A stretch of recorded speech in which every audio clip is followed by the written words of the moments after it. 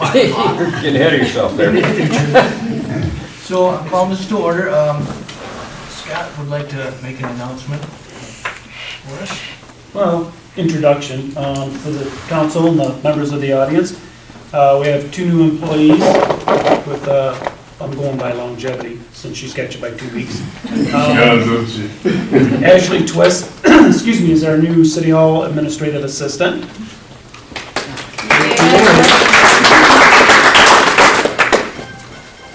And then we have Jacob Viscar. I keep wanting to add a R-S at the end. Jacob Viscar is the DPW Public Works Office Coordinator. We just started Monday, so take it easy on them until. But we're delighted to have them both. Yes, we are. And the rest of the City Hall staff and DPW staff are very happy to be a full complement.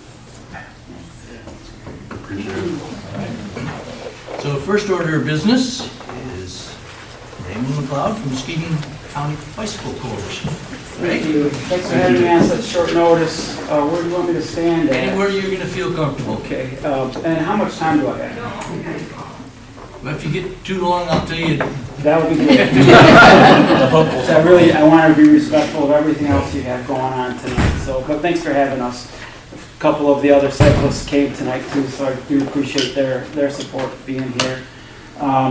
Give you a little background history on who we are on the MCBC. We've been around for, I feel like I'm standing in a bad spot, getting you behind your back. We've been around for about 7 years, and we've been part of Muskegon County for about 40 years, kind of watching cycling groups grow and fall apart, watching advocacy groups in the county come and go. And what we've seen happen is that the other advocacy groups and the other cycling groups, they seem to miss a niche, or they get all fired up, and then for whatever reason they would drift away. So we started. I gave you a whole stack of handouts there, and I'm not going to read through all of that stuff to you, but we started in earnest maybe about 5 years ago by recognizing that believing that one of the flaws that some of the local advocacy groups in the county and ride groups in the area did is they sort of alienated themselves from a big portion of the cyclists and from motorists in the county, because let's face it, we're all, even us cyclists are also motorists, right? So we're not like most of us don't live on bikes and travel only by bicycles. We are also motorists. And when we're on our bikes, we need to be sharing the road and partnering with the road. And so many of the ride groups would get out there and ride in a tight pace line, oblivious to the surroundings around them, and not really be good stewards of the sport, let alone good stewards of our roadways. So we started 5 years ago. I did give you our little fetch group here. That was our very first effort into collaboration with all of the cyclists in the area. We were very inviting and getting all kinds of cyclists together, from people who were 75 years old all the way down to children. We had, like 5-year-old kids come out to our rides. Every group is welcome. We do have people who have their heads down on their go fast $10,000 bikes. We have people who are sitting up on a comfort bike, looking around, chatting as they go.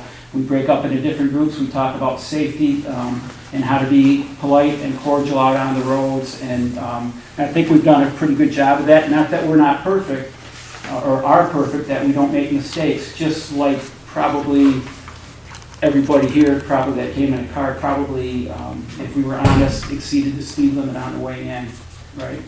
Probably didn't come to a complete stop at stop signs in our cars on the way in. None of us are perfect. No cyclist is perfect. No motorist is perfect. So you can't, we can't just draw everybody with a black stick there that all motorists are bad and all cyclists are bad. But that's how we started about 5 years ago. And then, because of the success that we had here at Fetch with our cycling group, we were asked to replicate that in Muskegon. There was a cycling group in Muskegon that was falling apart, and they asked us to they saw our success here. They asked us to replicate that in Muskegon, and we named that group, that name is gone now, but we started that downtown Muskegon and had exact same kind of success because we were as inviting and as welcoming to every kind of cyclist. Now that seems like an obvious thing, to be welcoming to slow riders and fast riders in one group.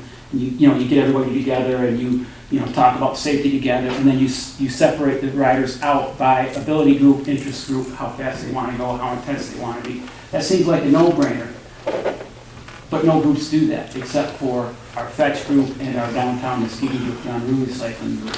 You see a theme there. We ride for an hour and a half and drink for an hour and a half. So we're very social. We're very social and get along with each other really well. And we are just very inviting, have more and more people join us all the time. They're always growing. Our groups are always growing, whereas other groups over time get smaller and smaller and smaller because as they tend to want to be fast all the time. And the longer you're with a group, the older you get. The older you get, the less likely you are to hang on with the fast guys, so you fall off their back and you're not welcome anymore. So the groups get smaller and smaller and smaller and fall apart. In our groups, the older you get, the slower you get, you just move back to another group. So our groups just keep growing and we keep welcoming more and more people. So we're really happy about that. There's another little flyer in there about Roll On Muskegon.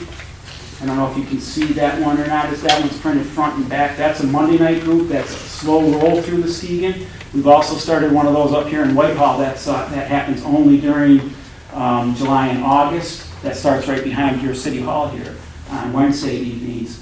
It's a history roll. We call it the history roll, but it's a slow roll. Everybody goes super slow in a one big pack. Stop occasionally to tell a little bit of history about the architecture of Whitehall. We do it in Muskegon, tell about the history of Whitehall. Our rides in Muskegon, we get around 80 riders. Up here, we get about 20 riders for those. Again, it's just very leisure, very, very social in nature, but a bit of history involved too. So the idea is to get more people on bikes.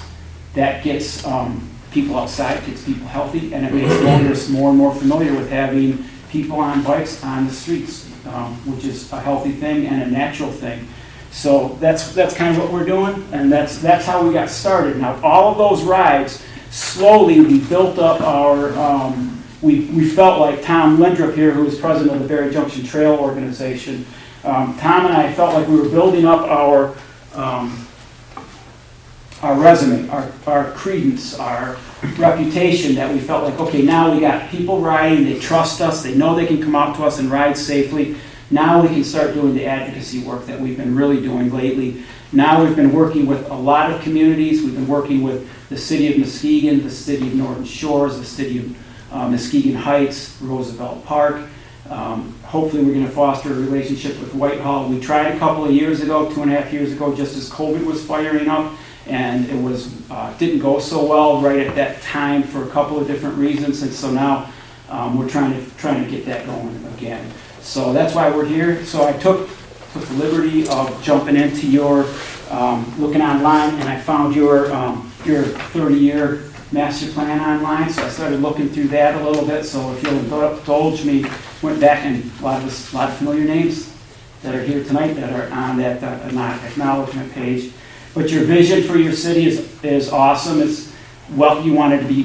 You talk about your community being charming and welcoming and inviting for so many things, and of course that's what you want for cyclists in your neighborhood, for pedestrians in your neighborhood. You want to be welcoming to these people. You want people walking around and riding around out of their cars, being part of your community, part of your neighborhood, not just trying to drive through it as fast as they can.